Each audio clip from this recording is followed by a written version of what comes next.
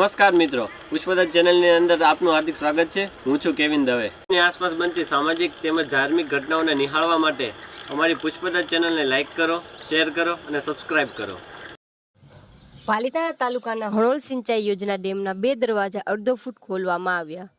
નોંઘણોદર અને ઉપરવાસમાં સારા વરસાદથી સારી એવી પાણીની આવક થતાં હણોલ સિંચાઈ યોજના ડેમની સપાટી 100% થતાં ડેમનું લેવલ જાળવવા ડેમના 2 દરવાજા અડધો ફૂટ ખોલવાની ફરજ પડતા નીચાણવાળા ગામો આકોલાળી, લોઈચડા, ખીજડીયા, મોખડકા, ભુંડરખા, સેંજળિયા, રંડોળા, સગાપરા, પીપળી, ભાદાવાવ જેવા ગામોને હાઈ એલર્ટ સાથે નદીના પટમાં કોઈપણને અવરજવર ન કરવા અધિકારીઓ દ્વારા ખાસ સૂચના આપવામાં આવી।